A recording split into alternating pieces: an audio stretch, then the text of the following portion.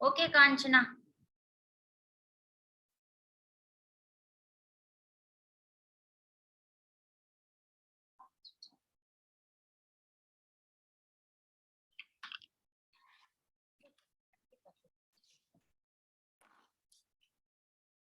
Kanchana? Kanchana, can you hear me?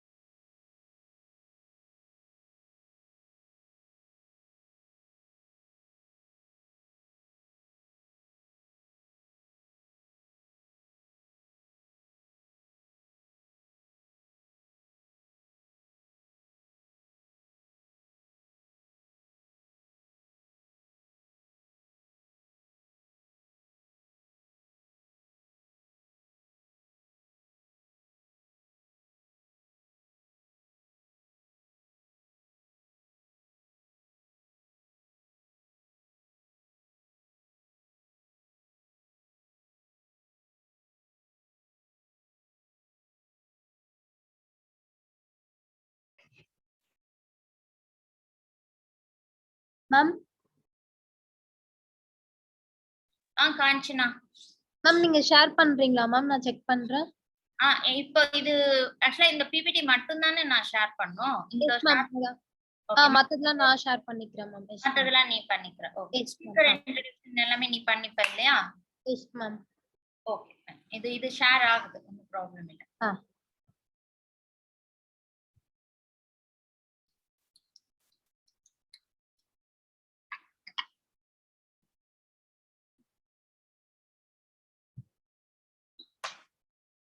Share பண்றது தெரியுமா? Share screen.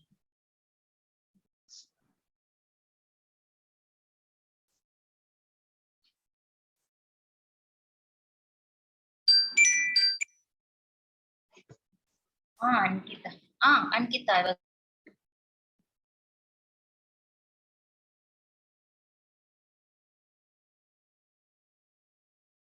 Hello. Can you hear me, Kanchana? Good evening, all. Good evening, ma'am. Yes, ma'am. Good evening, Uma Shankari. Can you hear me? Am I audible?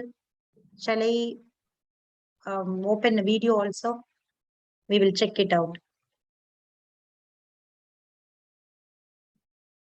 Kanchana, will you put, link again and request kindly join?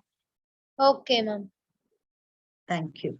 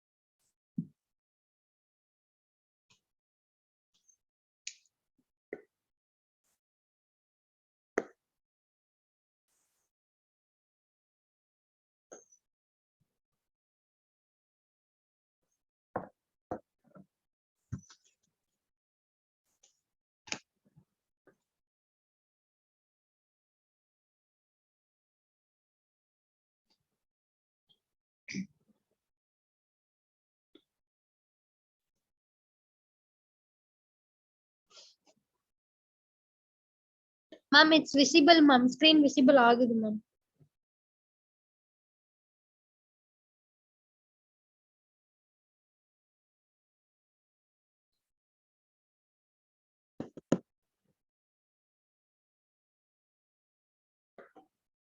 Yes, Kanchana. Kanchana? Yes, ma'am. Is it visible? I mean, Yeah, ma'am, it's visible. Video also, I'll just open. Okay. Kanchana? Yes, ma'am. I'm asking you, video is clear? Yeah, ma'am. Video is clear, ma'am. Thank you, ma'am. So we will wait up to 3:25 or. Okay, ma'am. Okay, ma'am. Ma'am, I will share the screen. Can you please check? Yes, I will check.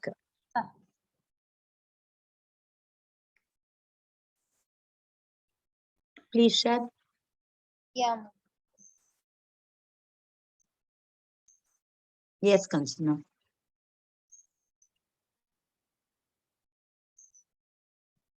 Yeah, from your mobile you are doing it is clear.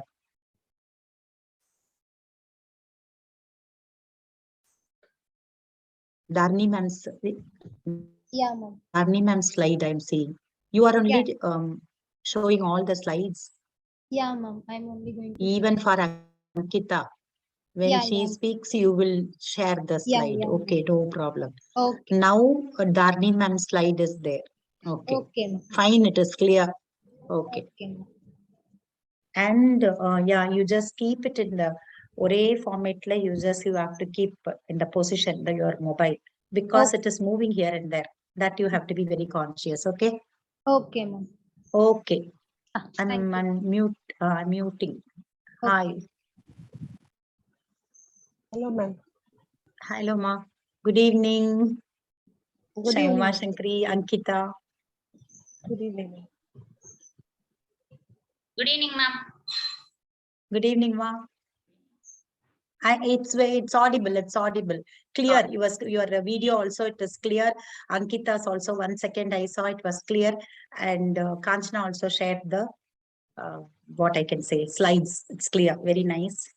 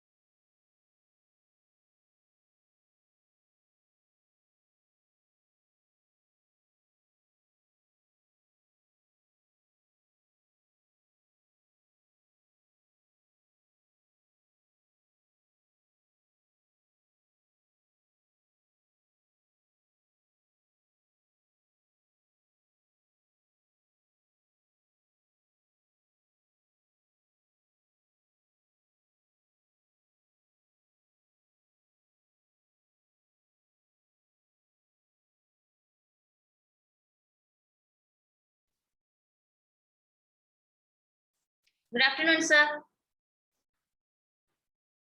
Hi, good afternoon. Good afternoon, ma. Good afternoon.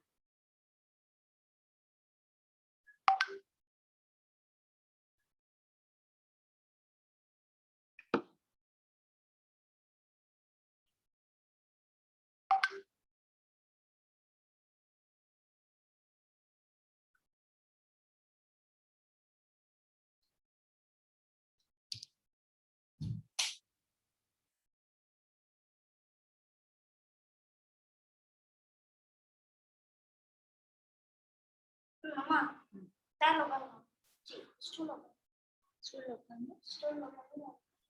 చాలు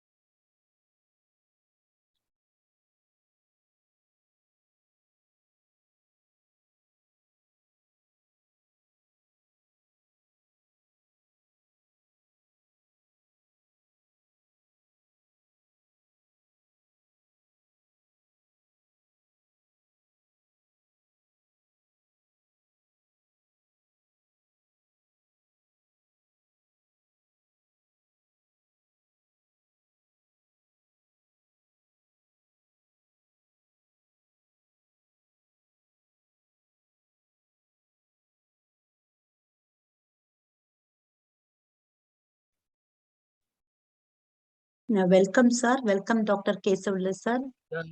I'm seeing you have joined. Good evening, sir. Good evening, Kyle. Good evening. Kindly unmute and you have to speak. Yeah. I'm Sure. not able to hear you. Okay. Good evening, sir, and welcome.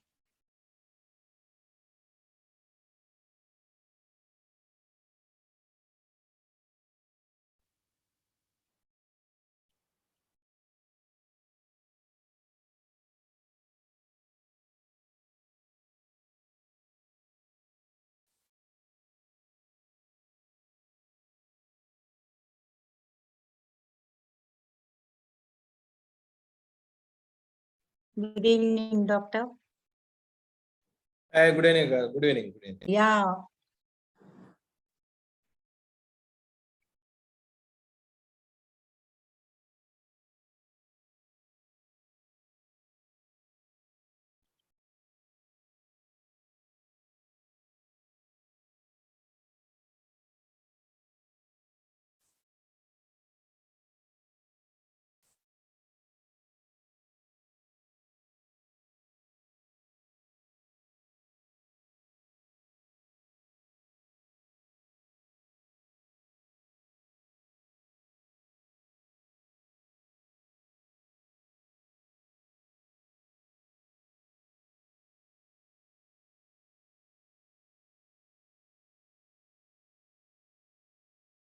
Welcome, Dr. Arun, sir. Welcome. Good evening. This is Kyle. Thank you. Thank you so much. Good evening, Nice sir. to see you all. Good evening. Good evening. Good evening, everyone.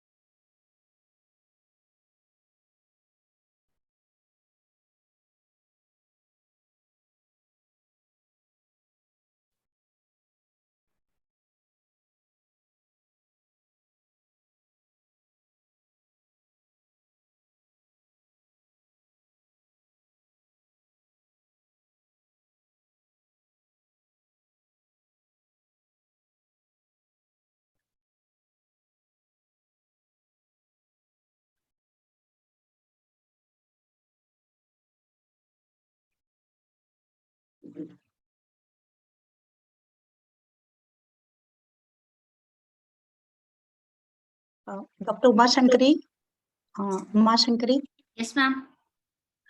we can start. Yes, ma'am. Okay, or we will wait for another 2-3 minutes. 5 minutes wait, ma'am. Okay, then. Right now, 47 participants are there. We'll wait for some more. Okay, okay, okay.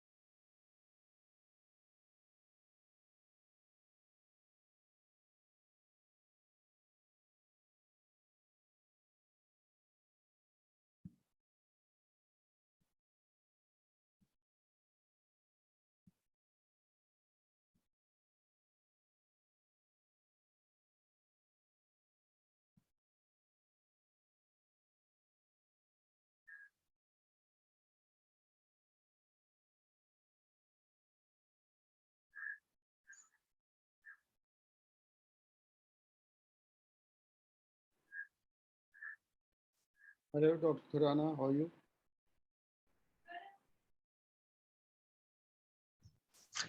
I'm fine. I'm fine. How are you? How are you?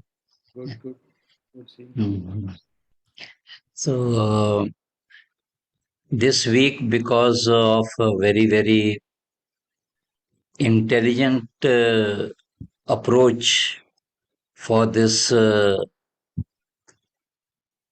baby-friendly accreditation theme by BPNI, I think there is a lots of people all over India. They are talking about early initiation of breastfeeding. So I mean to say, We can it has talk it has done it. Yeah. Hopefully, yes. Yeah, we can talk about it in our internal meeting. So let's Yes, talk yes, about yes. evaluate the work and Doctor, shall we start? Dr. Biju Doctor and Umashankari? please go. Yeah. Yes, please. Yes. Good afternoon, everyone. I am Uma Shankari, working as Assistant Dietitian in JIPMA. I'll be moderating this session. This webinar is organized to celebrate World Breastfeeding Week 2022. Every year during the first week of August, World Breastfeeding Week is being celebrated in order to emphasize on the importance of breastfeeding. And this year, the theme is Step Up for Breastfeeding, Educate and Support. It has actually started on 1992 with the various themes every year. And then onwards, it's been celebrated every year during the first week of August. Today, we have very eminent speakers with us to emphasize more on this topic, on this theme of the year. Right now, I invite Miss Ankita, to introduce Dr. Kayalvili Balamurugan. She will be giving the welcome address. Thank you. Thank you, Uma ma'am. Thank you everyone for giving this opportunity, first of all. And I would like to call upon ma'am, Dr. Kayalvili Balamurugan ma'am, who is the who is the backbone for introducing this program. She came out with this idea. So I would like to introduce Kayalvili madam. So just for that one moment, I would take.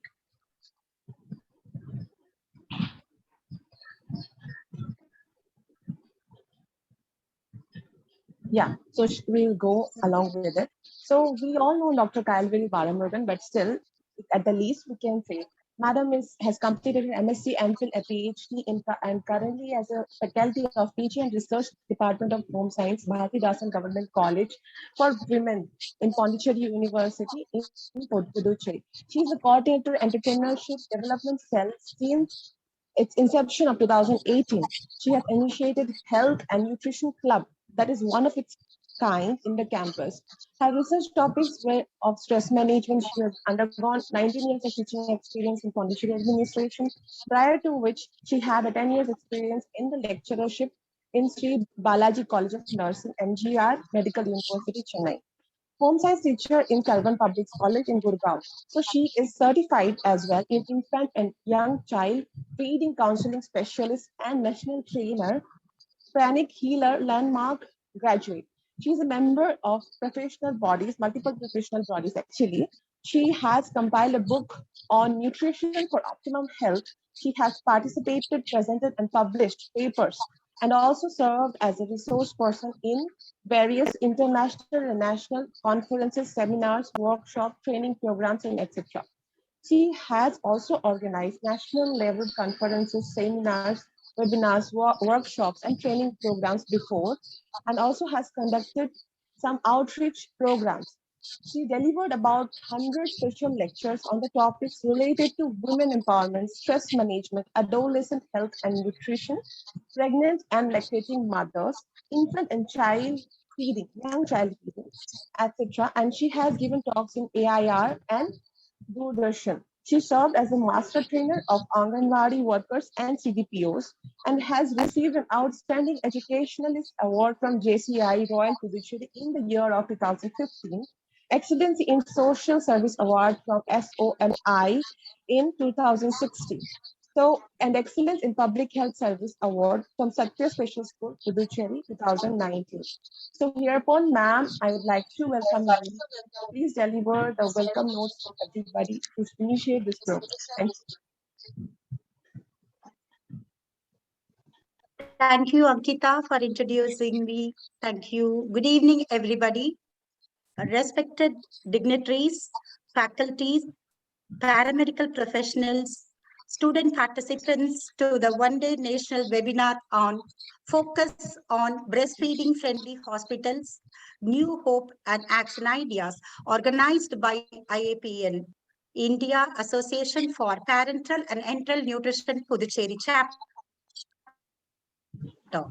It gives me an immense pleasure as an organizing secretary to deliver welcome address on this August occasion.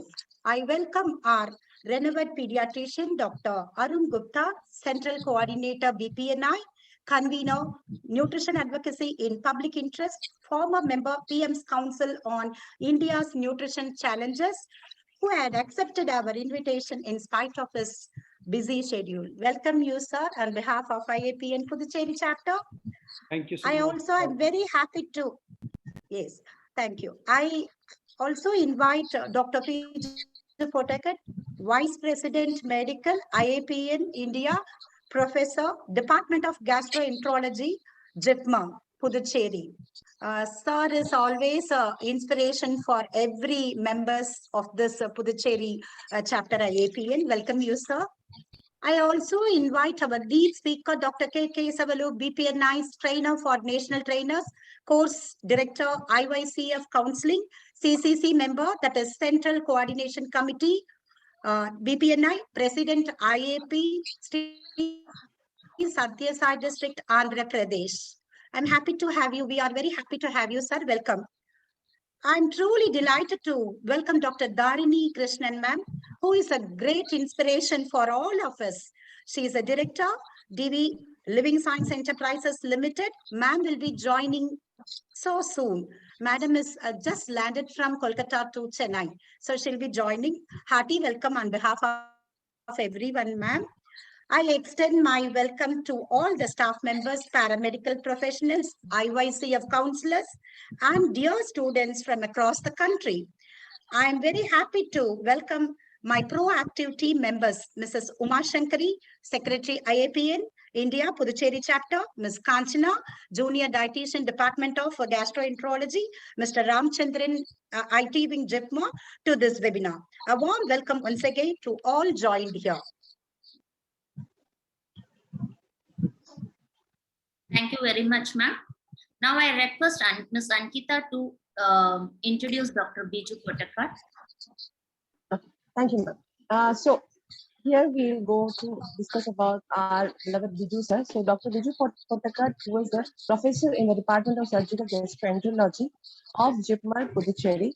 The sir has to say at the least, I would just like to tell in brief about his profile. So sir has completed his MBBS from University of Calicut, followed by MS in Mahatma Gandhi University, Kerala.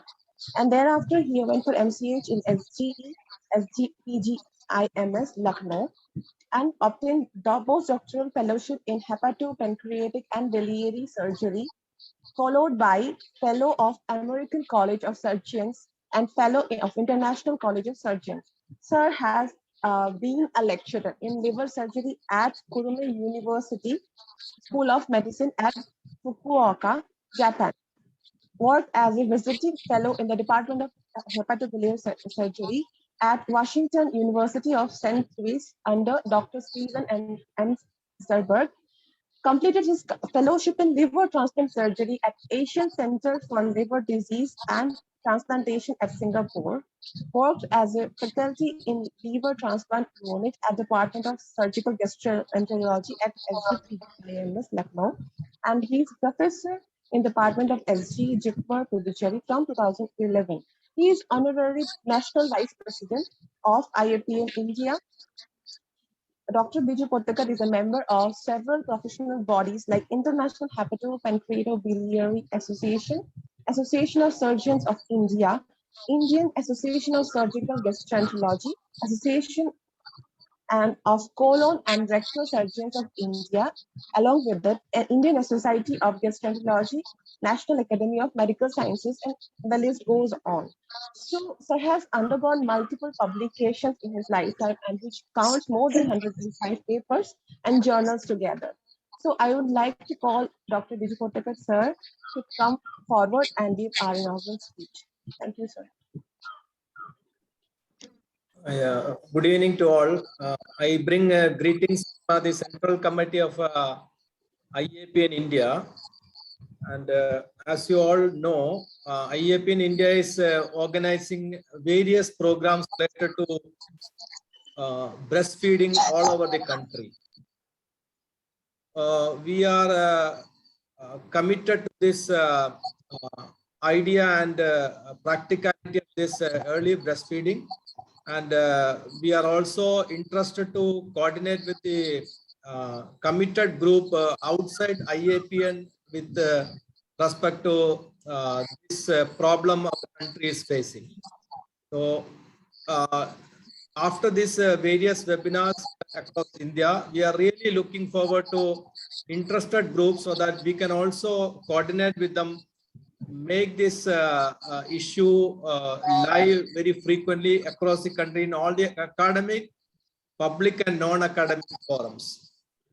On behalf of the Central Committee, I express my sincere gratitude to all the faculty, especially Dr. Arun Gupta, who is an eminent personality in this specific field, and also to Dr. Kesavulu and Dr. Dharini and leading personalities like Dr. Umesh Chana and other all the other dignitaries. And I request all your effort along with the IAPN to bring this issue more into the public domain and academic. I also thank Dr. Kyle for taking all the effort to make this program a success, and Uma and Kanjana always along with us in the Puducherry chapter to make all our programs a grand success. I also offer from the Central Committee that any program related to this breastfeeding and early breastfeeding, I assure all of you that all the supports will be given and provided by the Central Committee as well as the Puducherry chapter to make this issue limelight in future as well. With this, I inaugurate this program, and once again, thank you for all the eminent speakers to come forward and helping us to bring this issue more widely. Thank you very much. Thank you very much, sir. Now I request Ms. Ankita Deborama to introduce our keynote speaker, Dr. Arun Gupta. Yes, thank you. So I would like to introduce Dr. Arun Gupta, sir, who is going to speak about the keynotes of the program today. And in brief, I can say, sir is a renowned person as a pediatrician in private hospital practice in Jalandhar, Punjab. So yeah, so I can go on now. Punjab for 11 years, and he has promoted and protected breastfeeding for many years. He founded the Breastfeeding Promotion Network of India, BPNI, in 1991. Over nearly 30 years of BPNI, it has played a key role in strengthening the whole system of breastfeeding to the infants. And he has promoted and protected and supported breastfeeding since then, which has led to significant fall in use of breast milk substitutes from 1980s. He has written extensively on food and nutrition policy and conflicts of interest. In 2015, he convened Nutrition Advocacy in Public Interest. The group works on issues like ultra-processed foods. Dr. Gupta has conceptualized and created IBFAN's World Breastfeeding Trends Initiative, a breakthrough tool to identify gaps in the policies and programs on breastfeeding by bringing up together with government and various academic and NGOs. It created a unique web repository of policy and programs. His strong belief in the legal framework to protect public health has made significant impact in the country. And since 2001, Dr. Gupta was named a fellow of Indian Academy of Pediatrics. His recent work included conceptualizing and developing the breastfeeding friendly hospital accreditations.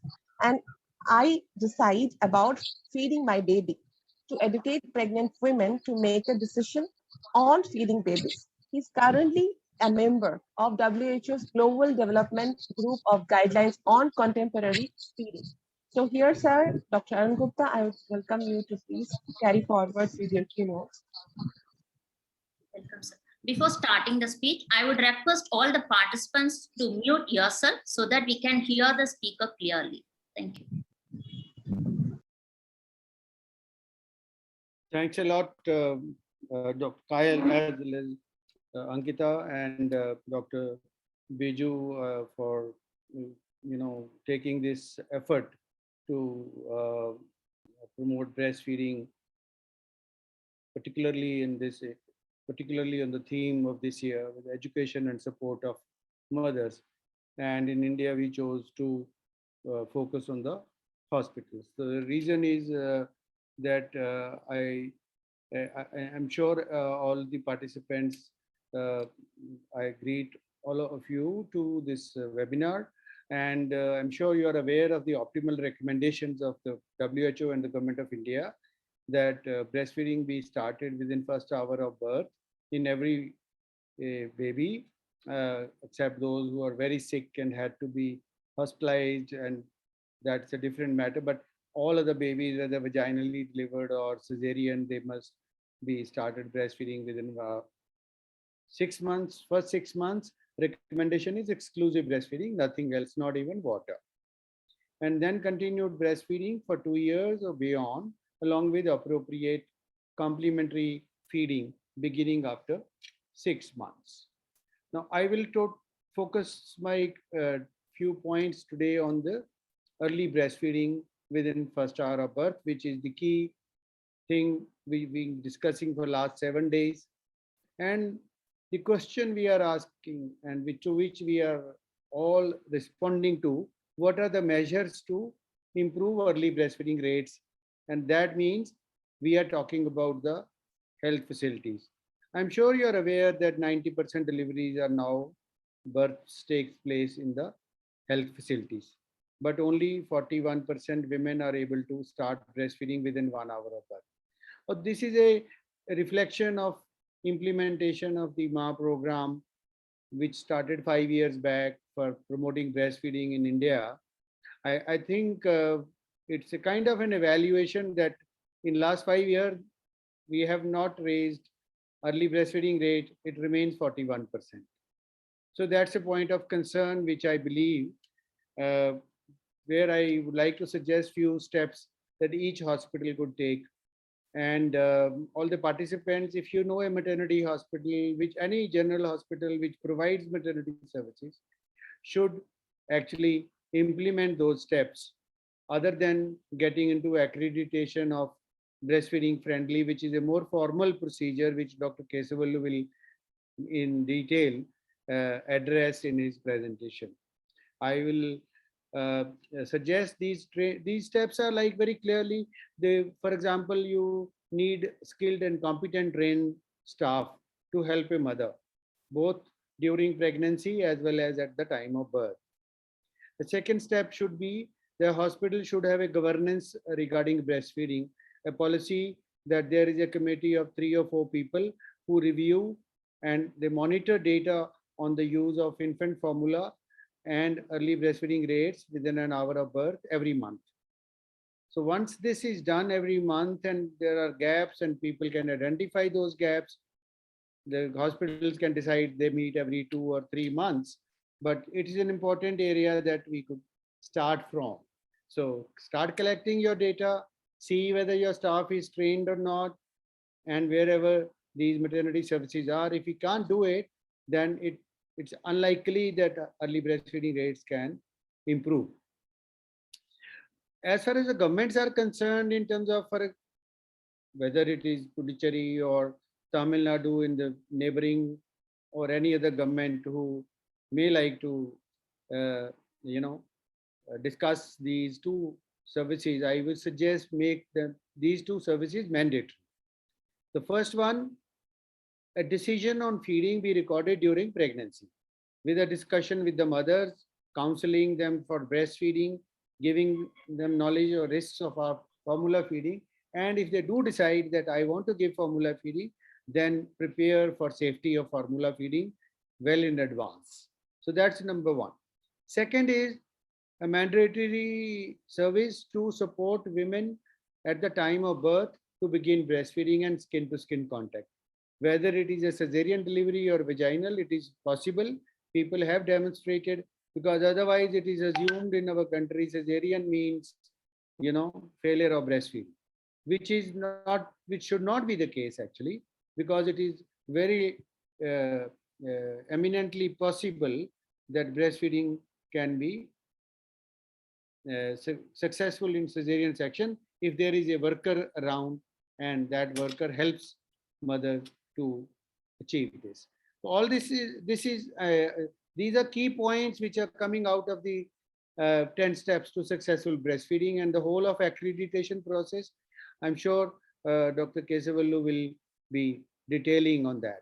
What I am trying to say is the MA program for promotion of breastfeeding currently available from the government of India, it does not reach out to private sector. It does not reach out to charitable hospitals. I mean, they're also considered private, and other hospitals which are not governed by Ministry of Health. So that leaves out about almost 50% mothers outside. So with a focus on the breastfeeding friendly hospital accreditation, we have started with private, but I'll very quickly show you now the web portal, and then I'll finish. I'll share that portal with you. Can you see the web portal? Yes, we can see. All right. So now this is where the hospital can apply for being breastfeeding friendly hospitals. So I'll just show you the last the list of hospitals which have been accredited so far. There are 4 hospitals which have been accredited: is Chennai, Bloom Healthcare, Rajiv Gandhi Hospital in Puducherry, which you are hosting. Then a couple of days back, this Christian Hospital in Karimganj in Assam. And yesterday we had the Armed Forces College Command Hospital of the Southern Command in Pune. And there are 20 hospitals which have already enrolled. So these are from different states, and slowly they are preparing. So what I am trying to tell here is, this is not a pass or a fail situation. This is like, which Kesavalu will explain later.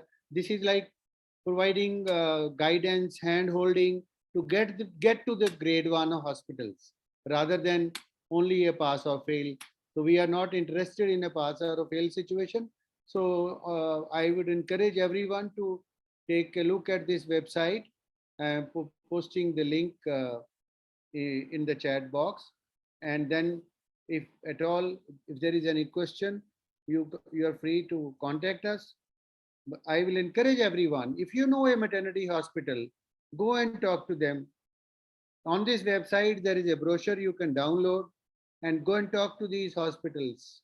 And that will help in terms of when you are talking to them, you ask this question, whether they are collecting data or not for every woman. So these few questions are asked, whether they help every cesarean mother or not. So once you know that, and then you can offer their services of being breastfeeding friendly hospital. So thank you very much for your attention. And I once again thank you, the organizers, for inviting me. Over to you, Dr. Kyle. Thank you very much, sir.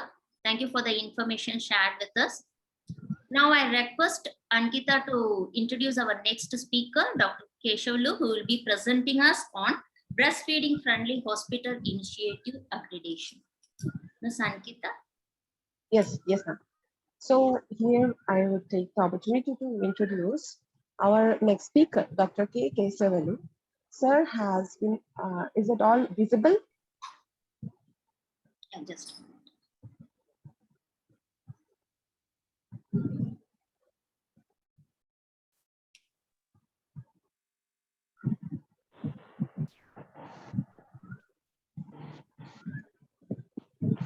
Hello.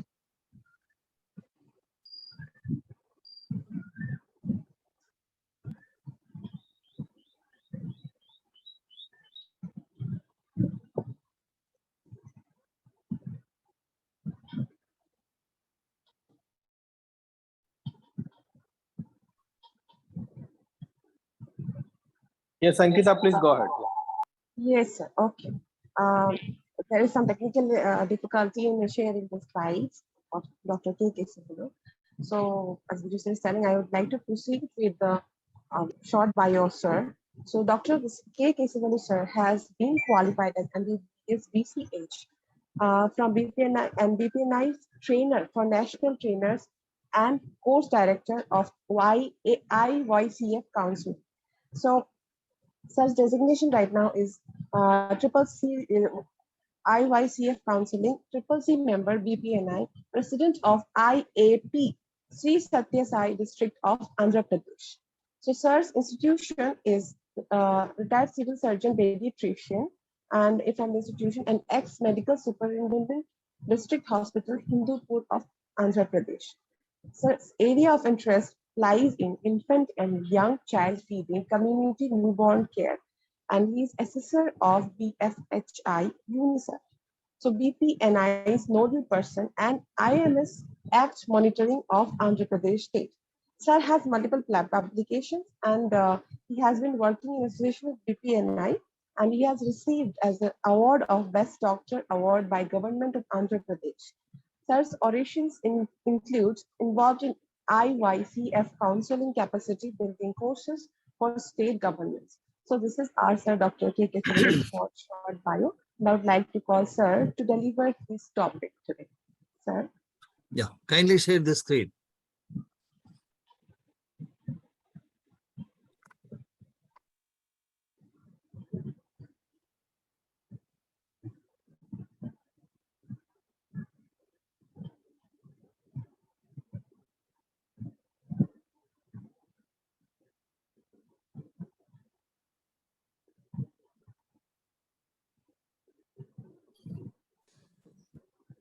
Uma, are you sharing the screen from your end? Yeah. Share it. Ma'am, Uma ma'am. Yeah. Yes. Yeah. Just come. Visible ma'am. Yeah. So you make it full screen. Yes, sir. Just a minute. Okay. Yeah. It's right.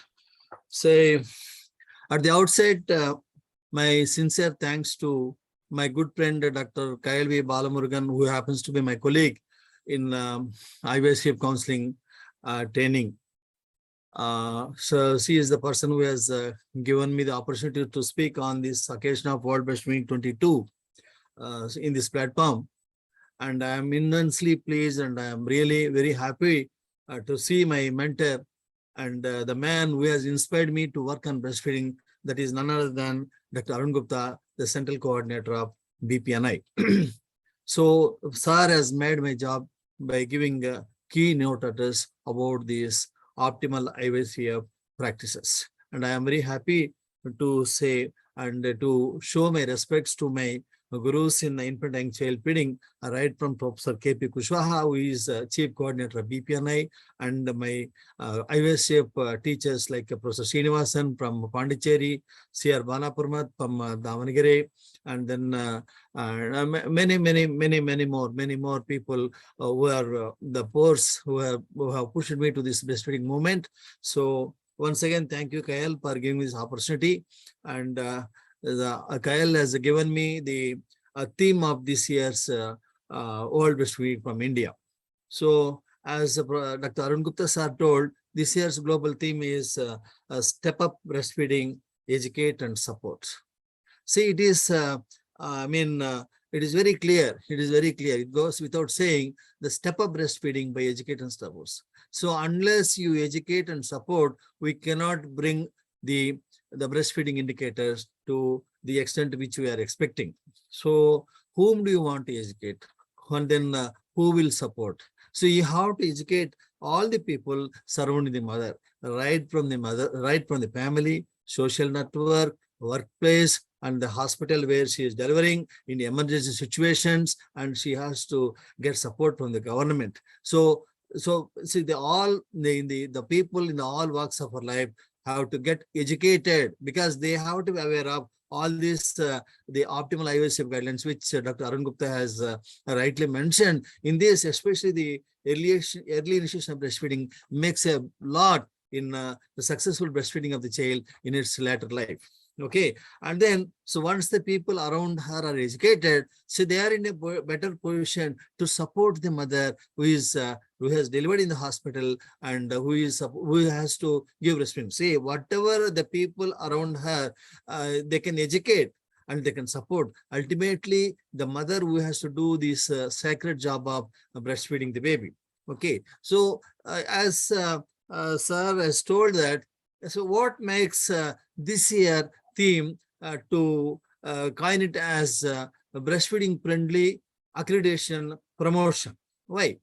Because of our good efforts by all the healthcare workers in the country, and thanks to the government of India, several programs in favor of promoting institutional deliveries. For example, under NHM, Janani Suraksha Yojana, so it is giving cash interest to the mothers who deliver in the hospital.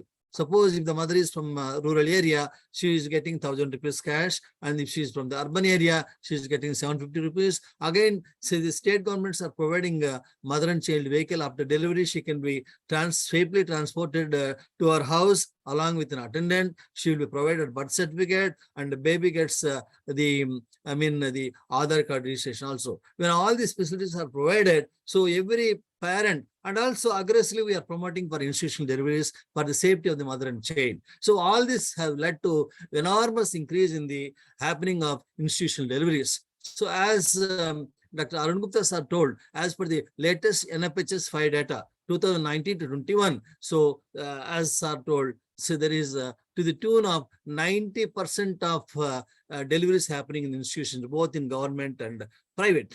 Next slide, please. Next slide. Ankita, next slide. See here, see, this is the the slide I took from the NFHS 5 data.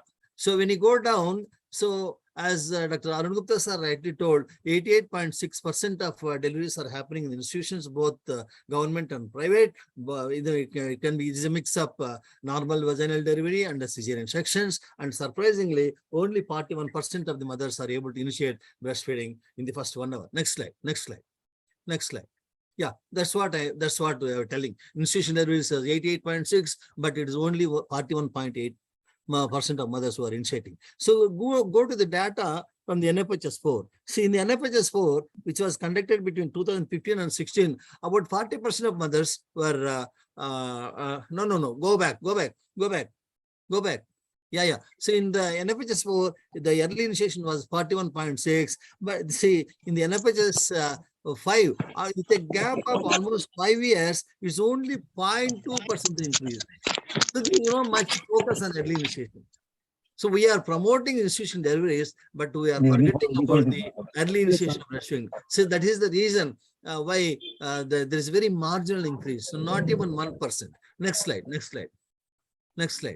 So I have randomly collected a data from various states. Next slide, please. Next slide, Ankita. Yeah, you see here in Andhra Pradesh. In Andhra Pradesh, in my own state, so the 96.5% of deliveries are happening in the institutions. But surprisingly, it's only 52%. Only 52% of mothers are able to initiate breastfeeding within 1 hour. So the gap of nearly 44%. So dear admin, kindly mute the other participants. Kindly mute the other participants. Yeah, next slide. See here in Chhattisgarh. In Chhattisgarh, 88.7% of deliveries are happening in institutions, but when you come to early initiation, it's only 32%. That means there is a gap of 53%. 53% of institution delivery mothers, they could not initiate breastfeeding in the hospital in spite of getting delivered in the hospital. What is the reason? See, all this time we have been telling that the mothers are not hearing to us and they are not hearing to us, they are not seeking the breastfeeding. So now we have to point the fingers towards us healthcare workers. Yes. You have been promoting institution deliveries. Now all the deliveries are happening in the institution. What you people are doing? Why this gap? Next slide. See, one of the best performing states in the country, the Union Territory, Puducherry. Here is almost 100% deliveries are happening in institutions. What is happening there also is only 54.1. That means again there is a gap of 45% of mothers not initiating breastfeeding in the first 1 hour. Next slide. You see another best performing state, Tamil Nadu. Here also almost 100% of deliveries are happening in institutions. So when you look at the early breastfeeding initiation, it's only 60%. What is this? 39% of gap. What is happening to all these mothers? Next slide. You see in Kerala, it's supposed to be the best. Again, here 100% of deliveries are happening in the country, in the institutions, but it's hardly 66%. What is this? What is the gap? Why it is? So now the time has come. We all people to have to think over what we are doing in the institutions. We are just allowing the mothers to deliver, and we are not bothered about what is happening to the baby. As per Dr. Arun Gupta told, see, early initiation breastfeeding is very crucial in the successful breastfeeding in later life, and we all know. See, the 22% of the newborn mortality can be brought down with a single step of early initiation of breastfeeding. If you go back to one study in the 2011 by one Dr. Edmund et al. In the South African Ghana country, what he did, he has attended 11,000 deliveries. The only thing which he has done is he has started putting the babies onto the mother's chest immediately after birth. This is the only step he has done. Surprisingly, after his study, he has found that nearly 22% of the newborn mortality can be brought down. When you look at the NFHS 5 child mortality, our under 5 mortality is 42 per 1,000 live births, and our infant mortality is 35 per 1,000 live births, and our neonatal mortality is 25 per 1,000 births. So when you look at these statistics, see, more than 50% of under 5 mortality, and then more than 3/4 of IMR is contributed by the newborn deaths. If you really want to bring down the under 5 mortality, you have to focus right from the birth. So which is the safest, cost-effective intervention to save our newborn babies? There's none other than early initiation of breastfeeding. So unless you do the simple step, it is not a hi-fi gadget. It's just you keep on convincing the mother. If we keep on telling the mother right from her conception, when she comes to our hospital for antenatal checkups, if you keep, that's what the Breastfeeding Promotion Network of India started one program called as I Decide, to help the mothers, grasp this information, what she has to do during pregnancy period to do breastfeeding after she delivers. Okay, next slide. So let us come to the objectives of this year's Breastfeeding Week theme. That is, number one objective is to draw attention of policymakers and program managers to the importance of breastfeeding-friendly hospitals in India. And the second step is to encourage hospitals with maternity facilities to adopt breastfeeding-friendly practices, and to advocate the health and the nutrition care providers who are working in the hospitals so that they have to get trained in lactation management skills needed to counsel and support women during the hospital stay. The fourth one is you have to institutionalize the 10 steps to successful breastfeeding, which is revised in 2018 by WHO. Next slide. Ankita, next slide, please. Yeah. So what are the objectives of breastfeeding friendly hospital initiative in India? So number one is the sole idea of this breastfeeding friendly hospitals initiative program is to improve early breastfeeding rates in the hospitals with maternity services, with a special focus on private hospitals, because the breastfeeding indicators are very poor in private hospitals, both in normal and cesarean. Compared to the government institution, it is better. And then second objective is to facilitate assessment and monitoring of private hospitals with maternity services using standards that have been field tested and validated under the technical advisory group of Government of India. And then third objective is to analyze and provide award certificate of accreditation to the hospitals which adhere to the standards validated through independent external assessment. The fourth objective is to maintain the digital portal and database of such hospitals and follow up for reassessment and award after 3 years. And then fifth objective is to provide technical advice and services to the hospitals for strengthening the support to breastfeeding mothers delivered by normal or cesarean section deliveries. Next slide. Ankita, go to next slide. So we are all aware of this WHO's 10 steps. This is very simple. Because the mother needs help right from the antenatal period. In the antenatal period, she has to be counseled towards breastfeeding practices. And then once she delivers in the hospital, you have to help her initiation breastfeeding. So once initiated, we have to help her for successful continuation of the breastfeeding. That is maintenance of breastfeeding. So once the mother comes in the track, we have to protect her breastfeeding from the commercial NPNs. Later, we have to take the steps up for breastfeeding indicators rise. So every hospital should have a policy, so that that policy is in the hands of every healthcare worker, right from the class 1 to class 4 officer, and it has to reach every parent who is attending the hospital. And see, the baby friendly hospital practices like skin to skin contact, that is the bedding in of the baby and mother, and then not allowing any other food other than breast milk unless medical indicator. And we have to counsel about the dangers of bottle, teats, and the rubber nipples. So one more thing is you have to help every mother who delivers in the hospital for early initiation of breastfeeding. And then the important 10th step is once the mother who delivers in the hospital,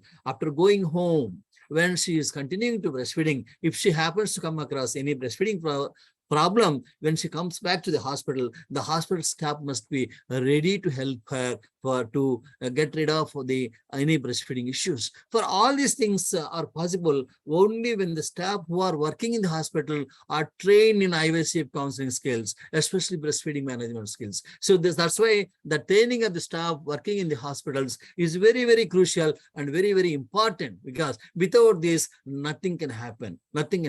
So we should have a sufficient human resource in the hospitals where these deliveries are happening. So this when you look at this point, majority of the maternal centers, they are not having trained people. So when there are no trained people who are around the mother while she is delivering, how can you expect? And then majority of the mothers who are coming to the hospital from right from the antenatal period, they were not told. So when the mother is not told about the, breastfeeding, and then when you go and at the time of delivery and ask her to take the baby to breast, and then she may not be in a good mood to do that. So we have to take up these things right from the antenatal period. So the hospital which is following all these 10 steps comes to the category of, going for applying breastfeeding friendly hospital accreditation. Next slide. Next slide. So as Dr. Arun Gupta sir told, the government of India in the year 2016, in the breastfeeding week, that is, I think on August 5th, this program was launched by the then Health Minister J.P. Nadda, and then the celebrity Madhuri Dixit was the ambassador for this MA program. The MA program means it is a mother's absolute affection. The sole and whole aim of this MA program is, you see that the breastfeeding culture is protected in the society, in the hospitals where the majority of the mothers are delivering. And then the people who are working in the maternity centers, they must be trained. So when these two things, along with the data management and other things, when they are, when they meet this criteria, so the government has announced MA award also.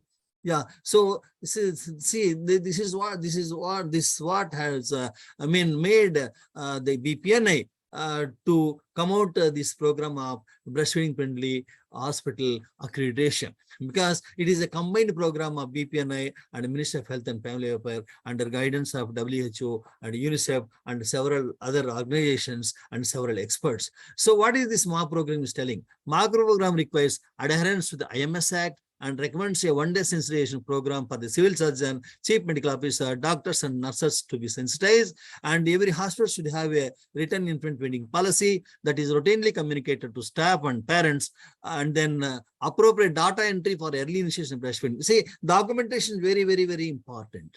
So if there is no documentation, so there is nothing like anything that you are doing this job. So that's why, and the people who are working in the hospital, they must be adequately trained towards this breastfeeding. These things, when these things are met, so that hospital can go for accreditation. Next, this is the national guidance. So we have got antenatal guidance. Just now I spoke about the 10 steps of successful breastfeeding, and then WHO, UNICEF, and Global Breastfeeding Collective. All these institutions are telling the same thing. That is, adhering to and adapting the 10 successful steps of breastfeeding. Next slide. Next slide. Next slide. Yeah. So what is the evidence for BFHI? See, baby breastfeeding friendly practices in the hospitals help in establishing and sustaining optimal breastfeeding practices. Following some studies that lend support to the implementation of BFHI are a systemic review conducted in 19 different countries located in South America, North America, Western Europe, Eastern Europe, South Asia, Eurasia, and Sub-Saharan Africa has shown that adherence to the BFHI 10 steps has a positive impact on term, medium-term, and long-term breastfeeding outcomes. There is a dose-response relationship between the number of steps women are exposed to and the likelihood of improving breastfeeding outcomes. See, it goes without saying, suppose if any hospital, any maternity center where the mothers are delivering, if that hospital is adhering and adopting these tensions, definitely the breastfeeding indicators will go up. Next slide, next slide, next slide. Who are the supporting partners for this program? The AHPI, Association of Healthcare Providers of India, Indian Association of Preventive and Social Medicine, the Inclin Trust International, our popular National Neonatology Forum, our UNICEF, and then Pediatric and Adolescent and Nutrition Society, that is IAP Nutrition Chapter, Epidemiology Foundation of India, EFI, Indian Public Health Association, TNAI, IAP, CLARA, Indian Medical Education. So there are several organizations who are supporting this program of breastfeeding friendly hospital accreditation. Next slide. So what is the development process of the tools for assessment and accreditation? The tools developed by the Government of India under the chairmanship of then Child Health Commission of Government of India in 2019, these tools are used for assessing and accrediting the hospitals for breastfeeding friendly. Okay, so as I told you, who are the partners? So BPNI is working in partnership with the WHO, Government of India, UNICEF, and 13 different professional organizations, right? Next slide, next slide, next slide, next slide. So how to go for accreditation? So just now, Dr. Arun Gupta has shown the web portal of BFHI accreditation. So when the moment you click on that web portal, so the first one is self-assessment. So the self-assessment is to check the readiness of the health facility for accreditation on a digital platform. Okay, so there is this questionnaire, and you have to fill the banks, or you have to give the answers against each question, and you have to initially pay the amount of 4,999 rupees. Then once you fill the self-assessment form, and then you post it to the BPNI, the BPNI provides technical guidance provided post the assessment. So see if there are any gaps found in the self-assessment form, so the BPNI will give sufficient technical guidance to fill this scope, to fill this gap. So once the self-assessment fits to the criteria required, then the external assessment comes. So external assessment is carried out by an independent assessor authorized by BPNI to conduct nearly 11 interviews in the concerned hospital. So the external assessor comes all the way to the hospital which has applied, and he or she will come and interview the doctors working, the pediatricians, obstetricians, general duty doctors, and then nurses who are working in the lab room, antenatal ward, postnatal ward, okay, postoperative wards, and also they'll introduce the mothers also. Observation and verification of records supporting self-assessment data is also done by. And then you have to, for the external assessment, you have to, the second payment is 11,999 rupees. See, this money is only for the office management, and you have to hire an external assessor for whom we have to pay his traveling allowance and then his remuneration. That's all. So to carry out this amount is very, very minimal. Next. Yeah. So what are the preparation needs for accreditation? Self-assessment helps to prepare and is not counted in the accreditation. Okay. Just because the self-assessment is over, you will not be accredited. After self-assessment, following areas would need utmost attention. What are they? So the three main criteria. Number one is data management and monitoring. It's very, very important. That is the documentation. And then what about the hospital policy and the governance, as Dr. Arun Gupta was telling in the in a keynote address, they should have every hospital should have a breastfeeding committee, okay, which governs this policy and which monitors this policy. Okay, and then the very important thing is skilled training of the staff to improve competence. This is very, very utmost importance. Out of all the things, this is, unless the people who are working the maternity health facilities are trained in IVC counseling, it's very difficult to get that hospital accredited. Next slide, Ankita, next slide. So this is the flow chart, the process of hospital assessment and accreditation. These things we can see very much in the web portal of BFHI. So to begin with, you have to apply to the National Accreditation Center, that is the BPNI, and then you have to pay the first installment, conduct self-assessment. After self-assessment, within a span of 2 to 4 weeks, BPNI will provide technical advice to fill any gaps. Then they can apply for external assessment and pay second installment.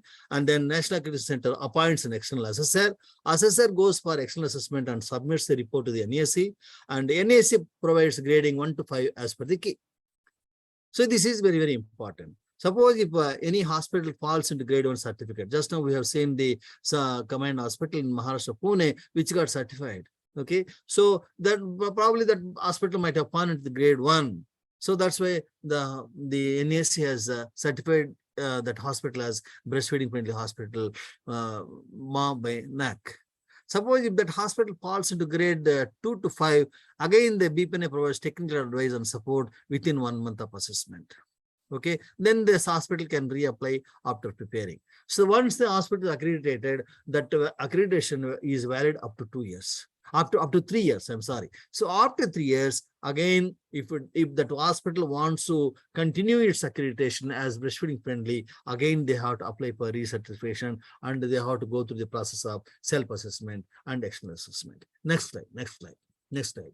So this is how the certificate to grade 1 hospital is given. So just now our Dr. Arun Gupta has shown the 4 hospitals so far accredited. We are happy to announce the 2 hospitals from South, one in Chennai and one another big maternity hospital in Pondicherry, Rajiv Gandhi Government Women and Children Hospital, and then one hospital about 2 days back got certified in Assam, and then yesterday another hospital in Maharashtra. 4 hospital, as Sir was telling, another 2 dozen hospitals are in the pipeline who are waiting for accreditation. Right, next slide, next slide. So what are the benefits of accreditation? So there are visible and invisible benefits. See the visible benefits, you see the moms and babies. Moms and babies, they're getting the highest quality of care. See, this is not see, you cannot judge the hospital as highly qualitative just because of seeing the building and good ambience and AC and etc. others. No, the quality of care is important. Suppose so many mothers are delivering in the hospital. How many mothers are able to start breastfeeding in the first 1 hour? So that is the quality. See, if that step is not followed, so there is no meaning to bring the mother and delivering there. Okay, and then the mother and babies, they get best quality of nutrition for the best start in life. So whatever the advantage of the hospital. So accreditation of the hospital stimulates continuous improvement to benchmark with the best, and it enables the hospital to demonstrate its commitment to quality and the community confidence in its services. Next slide, next slide. Next slide. Ankita, next slide. So what are the benefits to hospitals? Accreditation provides hospital staff with continuous learning, leadership, and ownership of the process. See, it improves the self-confidence in the hospitals. That is most important. So they confidently they will work. Now they can feel confident. See, 100 mothers have delivered here. All the 100 mothers we could help for early initiation of breastfeeding. So that is the success. That is the success. What else you want? See, after all, any mother and baby, that's what we expect, because the successful breastfeeding in the later life and good health, growth and development of every child born in that hospital. And it improves the professional development of your staff and stimulates quality improvement. So all these things, they help in marketing of this hospital, because there is mustering of private hospitals and in this country. So every hospital is competing with other. So how to, exceed other hospital? So once your hospital is accredited as a breastfeeding friendly, so people love to come to your hospital. So this helps in the marketing of these hospitals also. Next slide, next slide, next slide.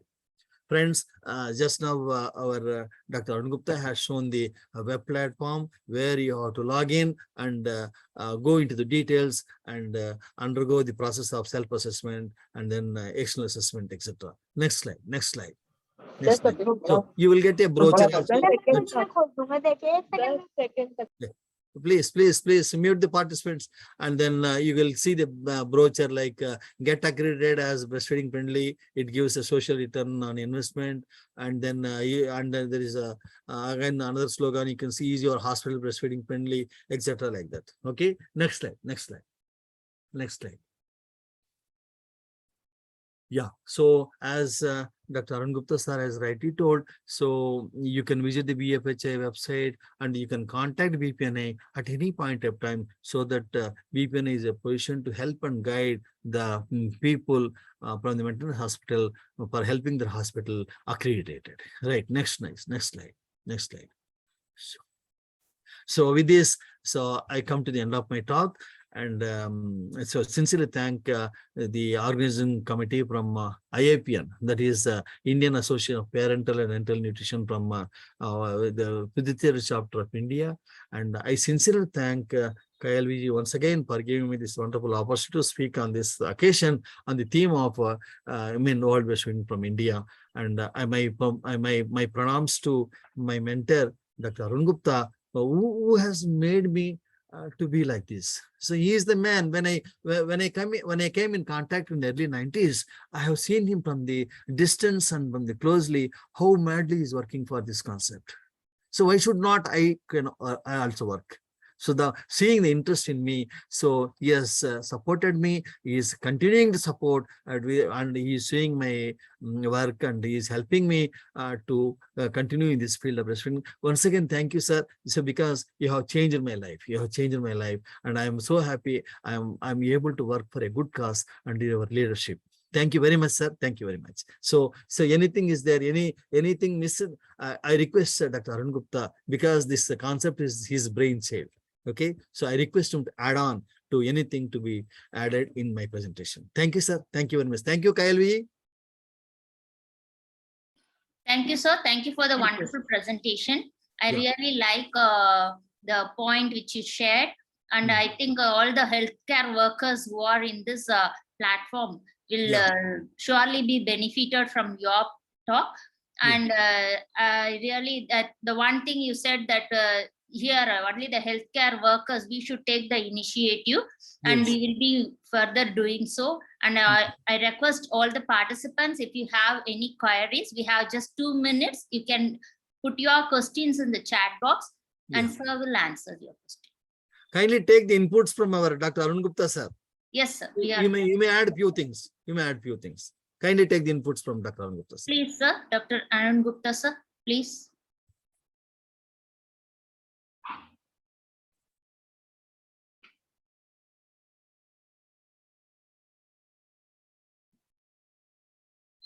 Dr. Uma, I think sir has left for another meeting. So Yeah, ma'am has already joined. Yeah. So we will go for this question and answer session. Yeah, And in meanwhile, excuse me, I would like to invite Madam Dharni ma'am. Good evening and welcome to this IAPN chapter for this webinar, ma'am. Already we have done the formal welcome address, but anyway, ma'am has joined. So I welcome wholeheartedly, ma'am. Madam has just landed Chennai from Kolkata and joining. So welcome, ma'am, once again. Now the question answer session will be there. After that, Ankita will introduce Dharni ma'am in detail. Thank you, ma'am. Thank you, sir. Just see the chat box. Yeah.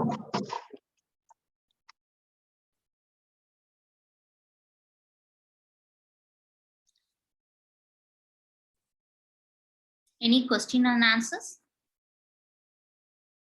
దీన్ని నొక్కితే mute పోద్ది. Please mute yourself.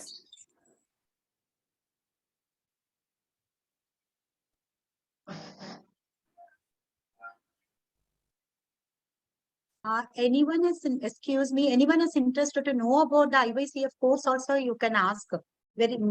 Students from Pondicherry and other dietitians are asking for next class. You can ask, sir, if you are not having the direct question on his topic or any other thing, you can ask about the course also. Thank you. So for the benefit of all the participants who are eagerly waiting for the next batch of IVC counseling support course, so one course is going to happen in Coimbatore, October 31st to November 6th. Okay, so BPNI is shortly going to announce this course in its website. Keep browsing BPNI website, www.bpni.org. You can get the information. Okay, this is going to happen. And another course is expected in the month of December, again in the Rajiv Gandhi Government Children's Hospital, Pondicherry. So the hospital which has been accredited as breastfeeding friendly hospital. So these are the 2 courses in the pipeline. You can keep browsing BPNI website. Yes, thank you so much. Yeah.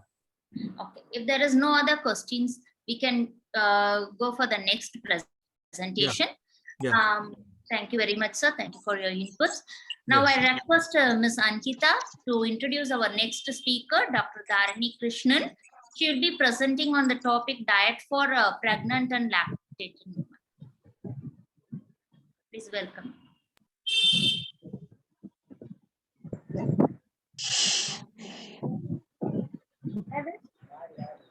Okay. So thank you, Mama. So I hope it is visible now. Yeah. Yeah, it's visible. You can. Okay. Thank you. So I would like to take the opportunity to call Ms. Dharani Krishnan Madam. So ma'am has just joined us, and welcome ma'am from our whole IRPM sector side. And ma'am will be talking about her topic now, the last speaker for the day. Before that, I would like to introduce ma'am in short, because ma'am is a known face in South India. Also, she is a doctor in nutrition and dietetics, Dr. Tarini Krishnan, and she is a registered dietitian as well.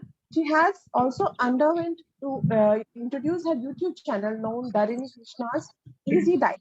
Then genetic counselor she is. She is also a former national president and former chairperson of the registered dietitian board of the IDA, Indian Dietetic Association. She had developed her own software known as Digest and an app, NutriTax, for use by the dietitians. She has been on TV and radio for multiple decades, and she has been working on regular programs in promoting diet. She has been giving articles in print media both in English and vernacular other languages. Is a practicing consultant dietitian at Chennai, and she is having her own clinic as well. She is also a genetic counselor, and Madam has Aval Vikatan Best Dietitian Award in 2018. It's an achievement that she has underwent, and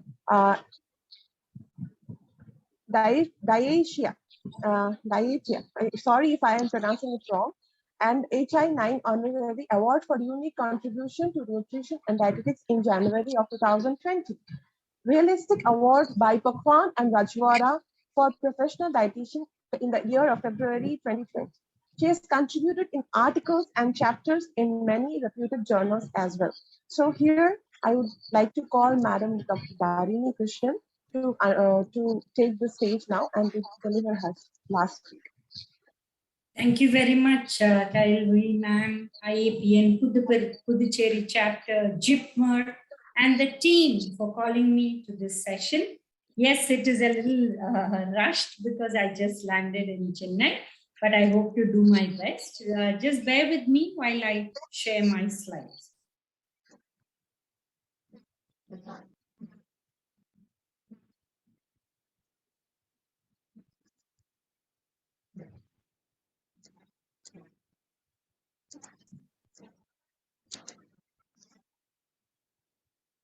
I hope my slide is visible, but it keeps jumping. Anyway, let me just start with the introduction. The topic given to me today is diet in pregnancy and lactation, which is very, very necessary. And the first week of August being the breastfeeding week. And it is very, very important in India because India has the huge stunting problem in children, which can be prevented if the mothers actually follow breastfeeding exclusively for the first 6 months, and further on also if they continue to give breastfeeding along with other foods for a long time, it will actually help the baby in a very big way. So it's very important to India. It is important for every young mother and every young to-be father to know about it, and the young dietitians of this country to know about this topic. And thank you for your kind introduction. I will start the topic with the definition of what is clinical nutrition, because clinical nutrition is what teaches you all the different aspects of the lifestyle itself. So clinical is, in the sense, is the management of patients, including not only outpatients in clinics, but also in patients in hospitals, which is very important in a mother's case, because the moment she is pregnant, she is going to reach the hospital and reach the gynecologist, and then further on till the next 3 trimesters, she is going to be visiting, and then she is going to come after the baby is born for pediatric and gynecology visits. So it is very important because we need to know the science and the nutrition and dietetics angle to be able to help our parents, our mothers, young mothers to be, and mothers already with babies. Clinical nutrition also maintains to maintain a healthy energy balance while also providing sufficient nutrients. And the most important nutrient is protein, vitamins and minerals. And in pregnancy, protein is very, very important. We will learn more as I move through the presentation. And dietetics is the science and study of the food we eat and the art of how we plan our diets and how the diet affects the health of the mother and hence affects the health of the baby. So the different subjects we learn are so important because unless you understand the physiology in pregnancy, you will be able to teach the actual diet, understanding the biochemistry of how the food reaches the mother. Here I want to tell you that mother's milk has a little less iron compared to the comparative other kind of foods that people give. But the iron from breast milk is more bioavailable to the child, and the breast milk changes according to the needs of the baby, which nature does, and nothing can be equivalent to that. So unless we understand physiology, biochemistry, dietetics, and food science, we as a dietitian can help this young to-be mother and mother with fantastic information to get the best health in pregnancy. This is the RDA of 2020. I know it's a very busy slide, but I will be breaking it up to remove and put up only what is necessary for us for today's talk. So when we take a woman who is either sedentary, and most of us are sedentary, very few are moderate, and rarely there are people who are heavy workers, just like laborers or somebody like that. So an average weight was given as 55 because the height was taken as 5'2", which is still common in the rural area, but in the urban cities, we may see a higher height, which means this weight can go up to 60 kilos of normal weight. But to the understanding of 55 kg of ideal body weight, the protein required in normal women is 45.7. And do you know what we take? 20 grams per day. So we are lack in more than 50% of the requirement of protein, but we increase the carbohydrate and the wrong type of carbohydrate, which is a big problem.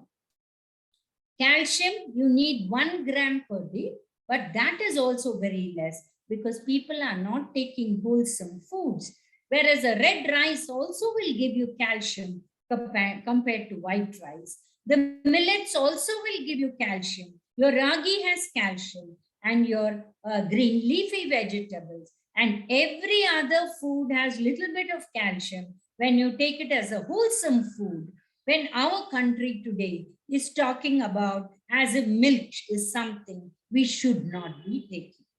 So here is where the problem comes, and hence we need to assess the diet of the mother to know what she is taking and what is the lacunae in the diet. Coming to iron, most 30% are iron deficient before pregnancy, during pregnancy, and hence we need to look into it. If we can catch the to-be mother early, before pregnancy, we can correct iron deficiency, nothing like that. And with iron will go the folic acid and vitamins B and all the other vitamin C and so on, because they all work together. Coming to pregnancy, we require an extra 10 grams.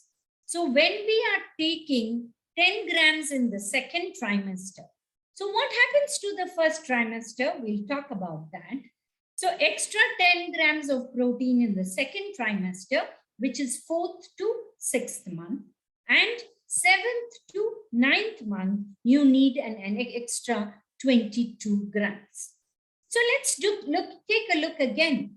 So we started with 46 grams. So let's round it off to 50 because in the urban scenario, the women are a little taller. So their protein requirements are a little higher. So 50 grams, let's start with as the ideal protein requirement for normal women. And then in pregnancy, in second trimester, you need an extra 10 grams, which is 60 grams.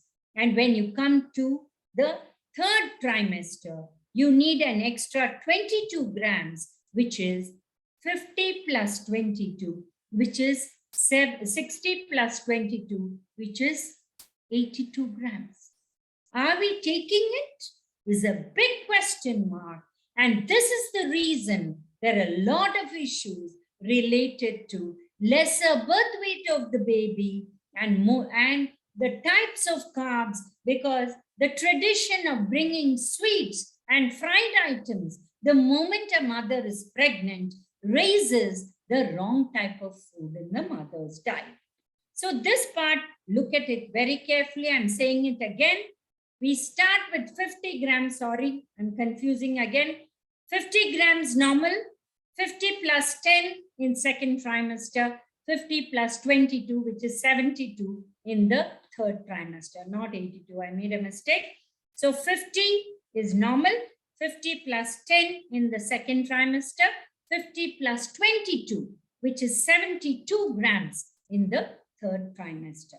And in lactation, it is 50 plus 16.9, which is 66.9, and 50 plus 13.2 in the 7th to 12th month of lactation, because 0 to 6 months is exclusive breastfeeding.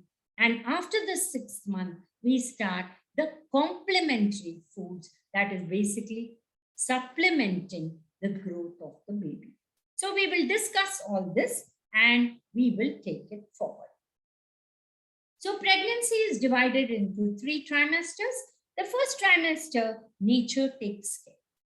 We do not have to worry if the mother has nausea, vomiting. It is very natural.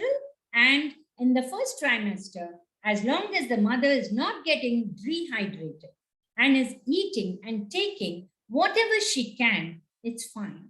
Because it's almost the middle of the first trimester when we get to know actually the mother is pregnant.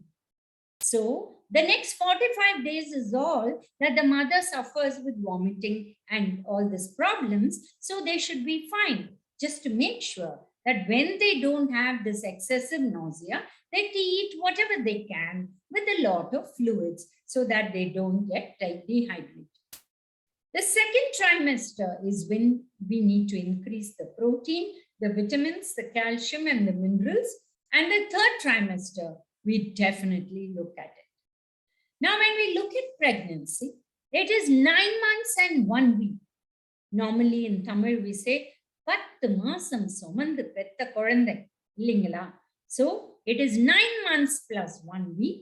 So the last week, whatever the mother eats, it's not going to add to the weight of the baby because the baby is actually fully grown. So it's only preparation for labor after that. It is preparation for lactation after that. So there are a lot of parents who don't eat properly. And then after that, what do? They start thinking that they can do anything. And then after the end of second trimester, they want to start eating, when already intrauterine growth is not up to the mark. So you cannot do this. Right from the 4th month, the mother should start eating properly. And as the body requires more, we need to eat importantly protein foods to reach the required protein for the pregnancy. Second trimester and third trimester are very, very important because the growth of the baby is happening. Lactation 0 to 6 months is exclusive breastfeeding. Mother has to take enough of galactagogues such as garlic, so much of shatavari or asparagus, and lot of calcium which comes in the form of milk, betel leaves and chana, or lot of digestive agents to help them in the digestion of the food. 6 to 18 months, the baby is also going through lactation, but other foods are introduced. We start with ragi, but ragi is soaked. It is then ground like a idli dosa batter. Then you remove the fiber, you strain it, and then you let this water stay for some time. the water will go up and the actual flour will come down. You decant the water and you dry this in the sun. And this is the traditional cereal which was given to the baby, the first cereal that was given. And this has iron, calcium, protein, which the baby requires. Then you start on to vegetables like carrot and very easily digestible watery vegetables. Then you move on to the beans variety and then to all other types of vegetables. Week after week, you start introducing them. Then comes fruits. You start with the stewed apple. Then you move on to other types of fruits like banana, easily digestible fruits. And then you move on to the citrus fruits and all types of fruits. So when we start at 6 months upwards, before 18 months, that is 1.5 years of the baby, which is 1 year from the time we have started other foods plus mother's milk, we need to keep giving whatever food an adult takes, but with less salt and less oil and less spice so that the baby can take it. No need to make them fussy eaters. By 1 year, the child can have every food that an adult has, but with less oil, less spice, and less of salt. Non-vegetarians can start including eggs after the month of 10 or 11 months, because there is a lot of egg allergy which is there, so we don't want to preempt it. And non-vegetarian foods can be started after 1 year or 12 months. So this is the process. The baby, when it starts sitting, which is around the 7th, 8th or 9th month, depending on the growth of the baby, you keep a little plate and give them little food to eat, which they can pick up and put it in their mouth, and encourage to do that rather than mothers feeding the 100% food. When the child reaches out for pincer food, it should be encouraged. It may be messy, but the child should be allowed to eat it. Otherwise, mothers tell us, we feed the children for 1 hour and then again it is time for the next feed. So this need not be done, whether it's breast milk or whether it's any other type of food. Not more than 10 to 15 minutes you take. The child will take what it needs and then you can feed again after 2.5 to 3 hours. So let's talk about protein, because which is so important. We are taking 20 grams when we need, you saw in lactation, almost up to 72 grams in the 3rd trimester and almost up to 70 plus grams during, or almost 66 grams during lactation. So it's almost 3 times we need to take, and we need to know how to incorporate it. So where does protein come from? Meat, fish, eggs, dals, whole pulses, milk and milk products, dairy, which is milk, curd, which has the good bacteria, and so on. So if it is animal or vegetable, you can take it. Bioavailability is better in animal sources. So even milk and curd has a better bioavailability, and also eggs, chicken. But once we combine grains with dals, the bioavailability is better because they become complete protein. Rice protein in itself is incomplete. The dal protein in itself is incomplete. But when we make it as dal rice, it becomes a complete protein. So it's very important to make dal a part of the diet in all 3 meals if the mother or to-be mother is vegetarian. Soya is good, but those with hormone issues, we cannot give too much of soya, and it's not quite acceptable in the diet of India. There are 9 essential amino acids as nutrition students, you know this. So proteins like meat, cheese, and peanut butter give complete protein is not true. Cheese and peanut or dal or meat has fats and dals have carbohydrates. So don't think that dal is a complete protein food. It has protein plus carbohydrates, and meat has fat with proteins. And 50 to 60% of the protein also becomes glucose if you do not have enough of that in your body. And don't take fruit juices. It's not good for you. Bedtime snack should always be protein because we need to increase the protein levels. Today, GDM or gestational diabetes mellitus is becoming very common, and hence we need to teach those mothers specifically how they have to handle their glucose, because spiking glucose or low glucose can affect the baby's cognition. So we have to be very careful. So eating too much protein also is not good. So if they are GDM patients, the order of the meal is also important. You can start with protein, then go to carbohydrates, and then come back to protein. And that plays a very, very important role.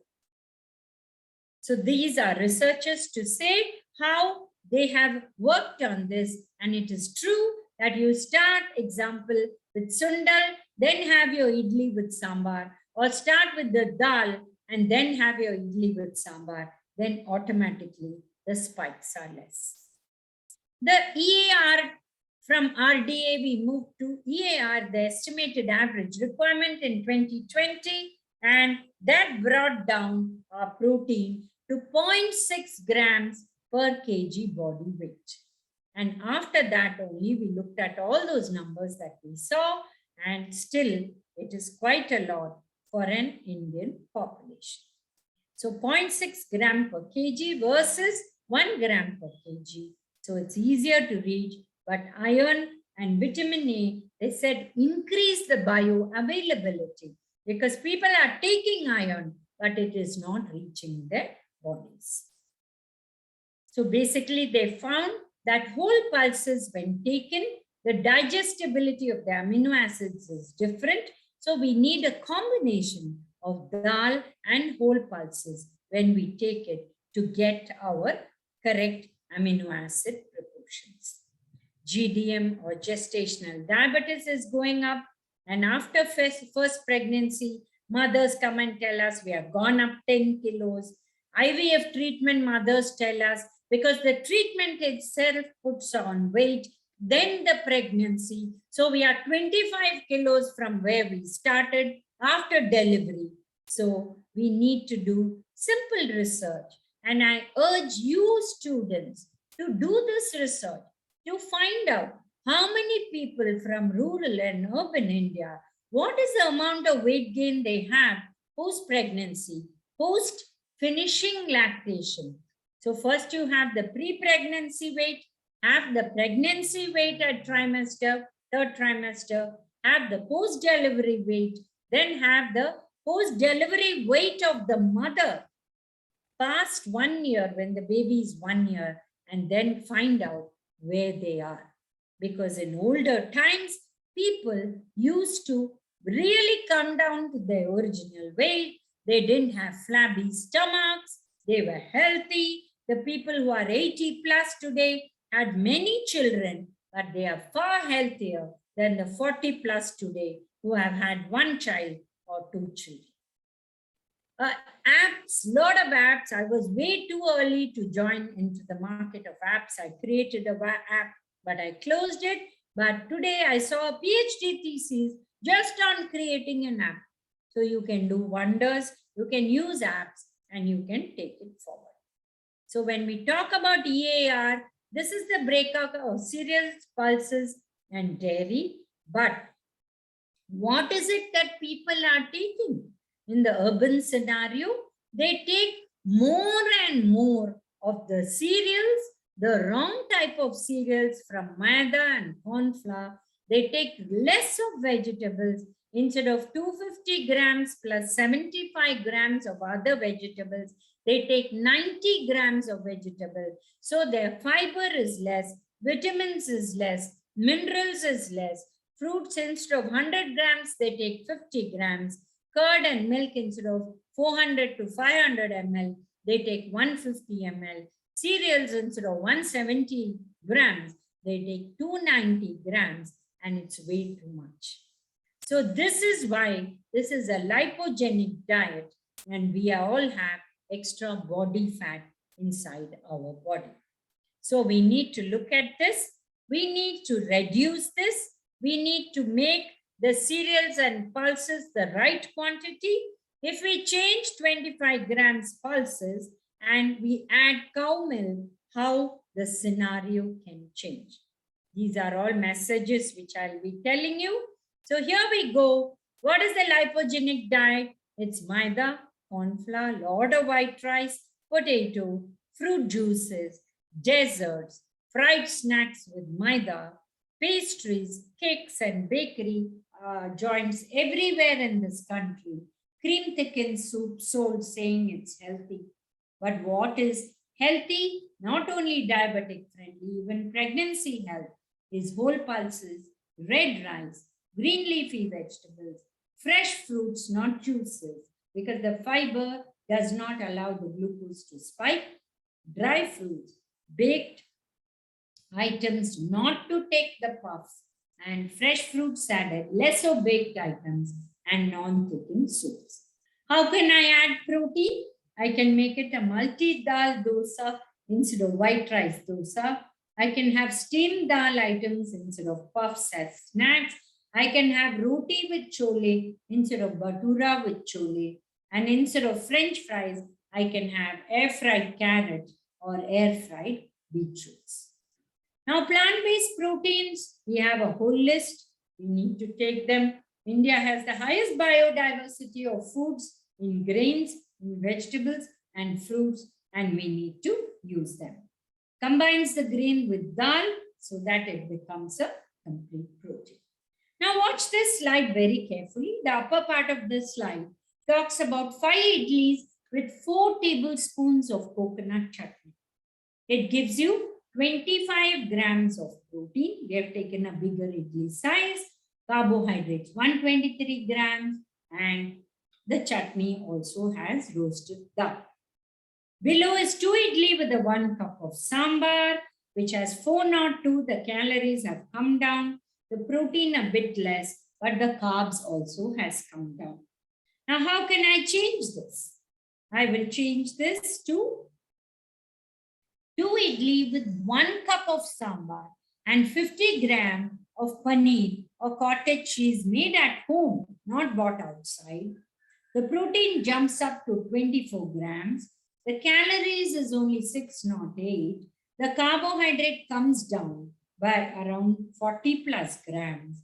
And this is health because the type of carbohydrate also is better.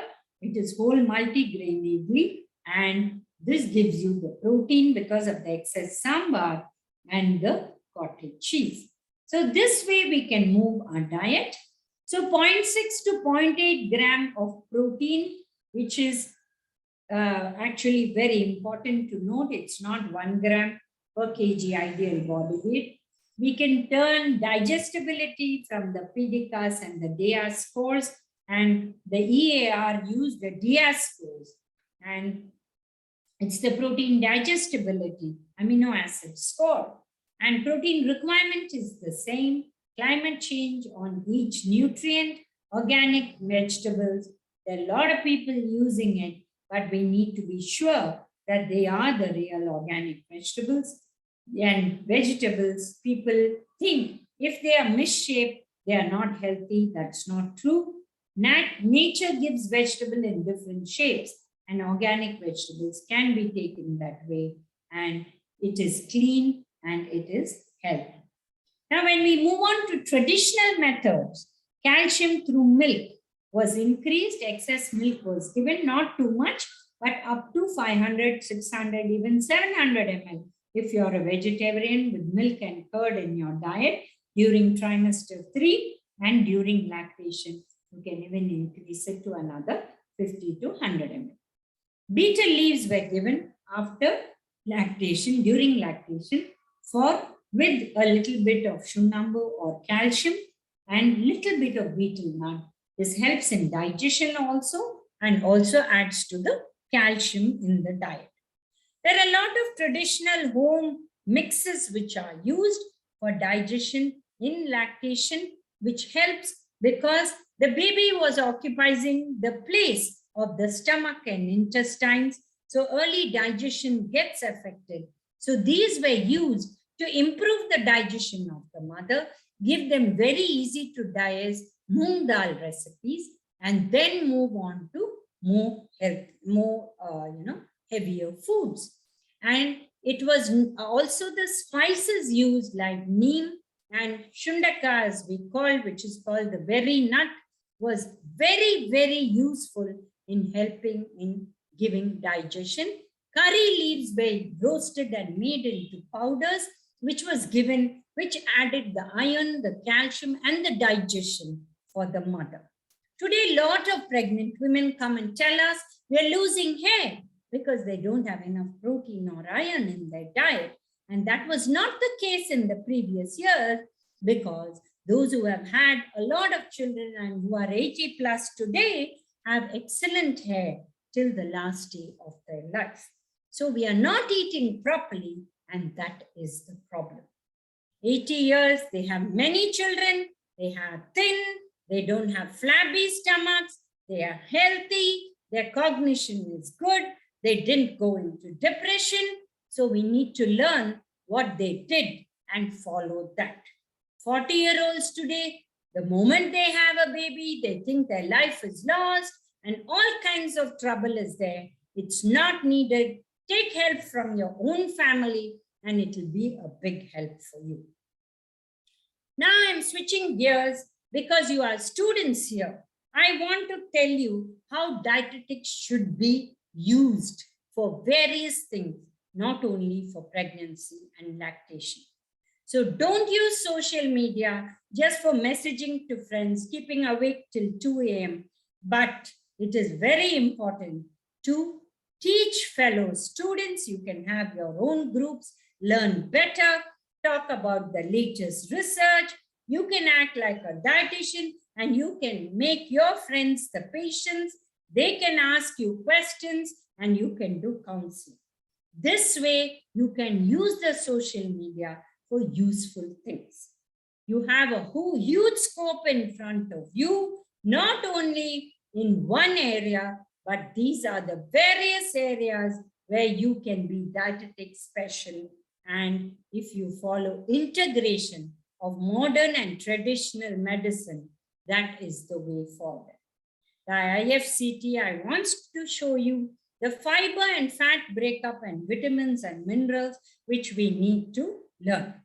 And there was a UG student who did a calculation for kilocalories, not even realizing that the IFCT book had it in kilojoules. So please watch out, beware, and be careful that you're not doing the wrong things. I just want to show you that Bengal gram dal versus whole chana. When we have the soluble and insoluble fiber, the difference is in the dal, the soluble fiber is 2.48, but in the whole chana, it's 2.52, which is very minimal difference. The insoluble fiber also there is 12.67 grams, but a 10 gram difference in the whole chana. So wherever possible, you can use whole chana for normal people, but even the Bengal gram dal or the moong dal or the tur dal does not lack fiber. Please read your IFCT properly and you need to learn. When we take white rice versus unpolished rice, the total dietary fiber is 2.81 in white rice versus 4.43 in raw brown rice. The soluble portion is ditto in both, and the insoluble one is almost 2 grams in white rice and 3.6 grams in raw rice. So when you are telling diabetic, you should not say white rice has no fiber, but you need to add red rice because it has more fiber compared to white rice. So these are necessary important things. Glycemic index, you need to know about. Glycemic load, you need to know about. These are all very important things. glycemic index greater than 70 is high, 55 to 70 is medium, less than 55 is low, and glycemic load, these are the numbers. These have all been recorded into a lot of softwares which is available, which you can use for dietary calculation. I just want to run through an experience to tell you people how important it is to look forward in your life and try new things so that integrating different types of sciences will make you who you are. So one is traditional and modern dietetics. Second is IT or computers and dietetics. So I just want to quickly run. Kailvari ma'am, how much time do you give me? Another 10 minutes? Yes, ma'am. Yes, ma'am. Please, ma'am. Okay. It's very interesting. You can So take. So I just want to tell you, children, that in 1977, I learned that I used to go to IIT Madras where my brother was studying, and I saw something called punching cards, which is how computers were used and programmed. Then I went on to study my diploma in system analysis and design in 1991 to 92. I did my first software in dietetics in the year 1992, and it was in the language called COBOL. And those days, we did not have computers like all of you have laptops, because it was way too expensive to have a computer. So we were given time. So at 6 a.m., we used to go to this place called Computer Dome, where we would work on the computers. So I learned flow charting apart from my MSc in dietetics. I did a complete course in programming and digest software. The birth of the software was in 1992, and it was used till the year 2018. And after that, I closed it. So 92 to 2018, I could manage updating it, or not only in the dietetics side, but also in the computer side. So these are excerpts of the software where you can make recipes. And whenever you make a recipe, you don't cook a single cup of upma or whatever you make it for a family. So you make 3 cups or 4 cups. So put that values of ingredients and calculate, and it will give you for a single cup. You can have graphs for different calculations, which helps you. You can have different database of different countries. You can have the USDA calculations. You can have the ICMR, IFCT calculations, and so on, which will give you a larger broad base to work with. This is what a diet chart looks like, which gave all these nutrients, even the amino acid breakup, because it was used by, the software was used for IEM children also, who had metabolic derangements. And you need to know that also when you're talking about children diet, because they can't even be given, sometimes mother's milk. So they donate their mother's milk, and they need to take help to make their own milk for the baby, because the baby sometimes cannot, which is a very rare occasion, maybe once in 20,000 babies. But unfortunately, you have to counsel that baby. You need to know that. So this is how a diet chart is given, and exchanges are given, where in the next column, after idli, it will be dosa, it will be uttapam, it will be pongal, and what quantities. And you can exchange according to carbohydrate or protein or fat. So you have a client master, and it will tell you what all you can do, and it will give you a diet chart like this. And it will also tell you what you need to print out. You don't have to print out all the nutrients I show, but you can print out only what you want. Then we have exercise also, which can be calculated. So we plotted between the exercise, because people think if they go for a 1-hour walk, they have burnt enough calories for the day. But when they actually calculate, they will know that it is really not enough. So from 1992 to 2018, it was used and it was still working on the different Windows. Once Windows 2010 came, I stopped it because it was very difficult to upgrade the software after that. And training was done in software for the PG students. So at that time in 1992, when I tried to sell my software, they were threatened by the software. And today when the PhD student presented an app, again the same question was asked, where dietitians are threatened by technology. Don't be threatened by technology. A technology cannot replace you. Your knowledge is only a tool which you need to use. These are the various institutes which use my software, just to give you a few. And I just want to show you how before email, we started the first email that I had with my brother in 1995 to learn what is an email. From then, we have learned technology to using the smartphone today. Right. So 19 years ago, I had a website, edigestdoc.com, and different dietitian students, hotels, canteens, there were different users, different people, but I was way too early and I closed it in 2011. edigestdoc.com. In a tip, you could have everything on the website, everything, appointments, everything which today people are doing. I did it in 2000, way back. Okay. Then we come to the app that I did. Why I'm going through my journey to say, I'm not, being proud and trying to tell you. All I'm trying to tell you is think different, adopt different things, and you can do wonderfully. So then we moved on to internet counseling. I put blogs, boards, online calculators, enthuse my patients to work with my graphs. I even today do group counseling on internet, senior citizen, patient, doctors, and this became a big hit during the COVID, where I handled patients across the globe, and it could be done. The first website was my website, which I did in 2010, a personal website, and in 2003, I created for IDA, the website, and almost 17 years ago, or now 19 years ago, and I handled it individually, all emails for 7 years.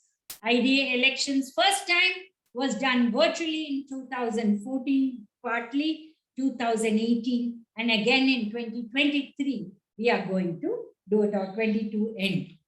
So web-based products are there. You can track your weight. This is a research we did in schools, where the plate was photographed before eating, after eating. We calculated the weight in our app. I had an app also, which I've closed now, which calculates the food you eat, the exercise you do, and it will give you the calories, your RDA, what you ate. There were 2000 recipes you can choose from, and you also put your exercise, and it will tell you what is your RDA, what is it that you ate, and what is the energy you expended. So this was used for research by the Central Washington University and University of Southern Queensland, and we did 2 research papers, 2 posters in the ICDA, International Confederation of Dietetic Association. So the way forward, the current inclusion is artificial intelligence, which all of you should start doing.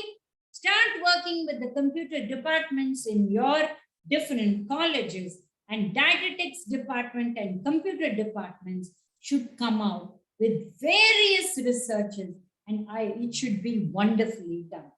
We can have electronic food journals, messaging apps to your patients, continuity of care, and many more things. So the world is open in front of you. Today, a small watch can take all your measurements and put it onto the app, and you can do research with that. So children, I'll stop here. All I want to say is you have the world in front of you. You can do wonders. Don't think you are one small dietitian or one small, student. Start thinking big. Start learning and reading about dietetics. Don't waste your time on social media and Facebook. You can do it maybe half an hour a day, but the rest of the time, use the internet for right things and you will be the king tomorrow. Thank you very much for the opportunity. Over to the organizers. Thank you. Thank you, ma'am. Thank you for the wonderful presentation. It was very informative and it was very encouraging for the students. It's very important to know about the latest technology and how to incorporate in that in our subject. Thank you very much for the inputs, ma'am. Due to shortage of time, we are not taking any questions. Right now, I invite Kanchana to give vote of thanks. One second, please give me Uma 1 minute. Yes, ma'am. Because I Yes, want to personally thank ma'am, because sure, madam, the IPN chapter Puducherry has chosen an appropriate person. It is a long-term dream, ma'am, to invite you. So we are very blessed to have you, ma'am.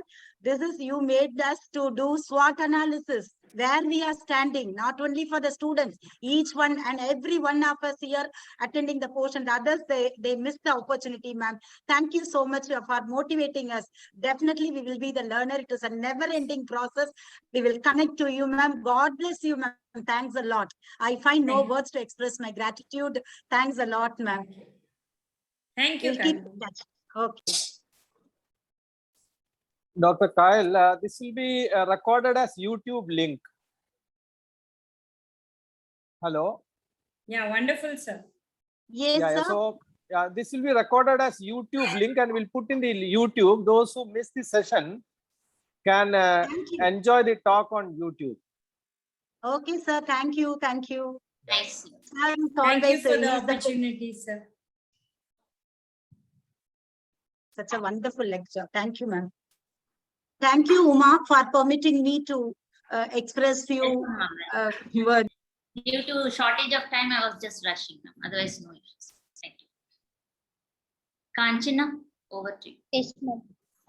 Good evening, ma'am. It gives an immense pleasure to deliver gratitude note for this wonderful webinar. First of all, I would like to thank our Dr. Biju Potakat, sir, IAPN National Vice President, Professor, Department of Surgical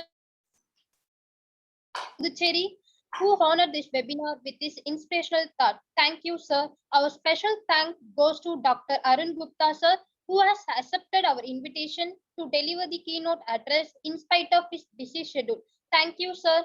And I express my deep sense of gratitude to Dr. Kesavalu, sir, and Dr. Dharni Krishnan, ma'am, for accepted our invitation immediately and sharing a marvelous talk.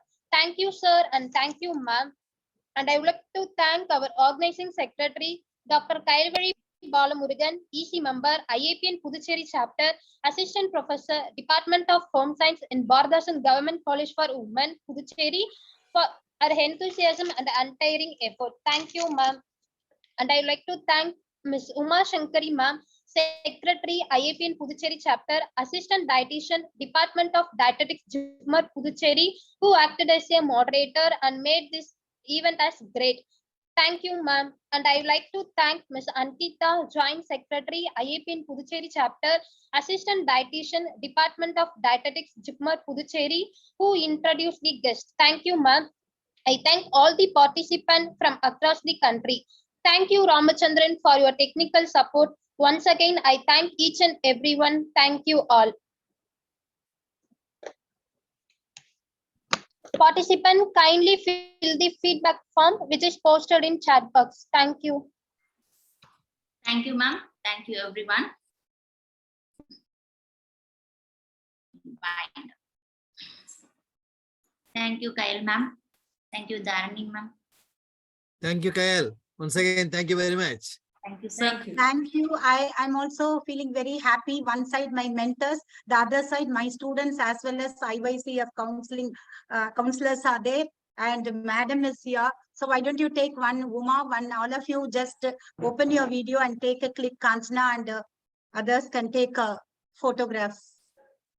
Kanchana? Or Uma, can you take? Yes, ma'am. Thanks a lot. Participants, if you feel like we'll be very happy, along with the resource person and others, we can take one snap photo. I One request click. all the participants to open your video so that we can have a clip. If not, you continue, Uma. We have around 4 screens. Till Katija, then, there are 90 participants. Katija, Yeah, you can take. Gauri Shankari. Yeah, I think most of the participants have not opened their video.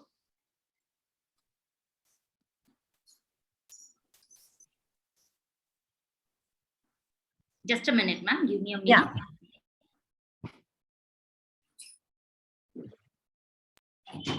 Sanjay.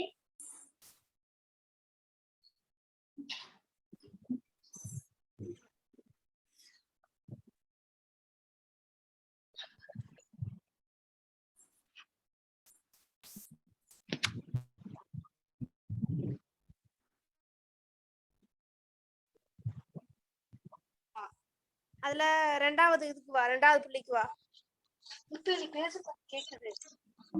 Ah?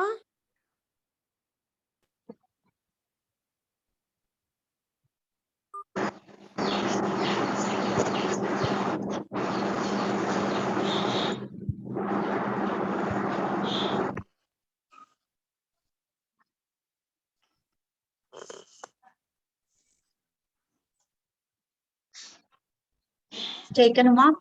Shall we Yeah, make a one move? minute. One Oh, you minute. have.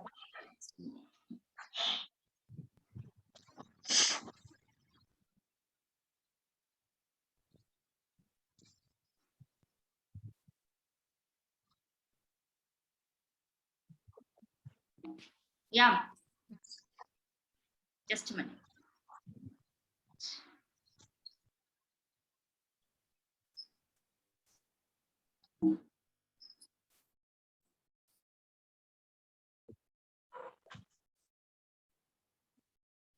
Take like this way. Let me take a photo from this. That is better.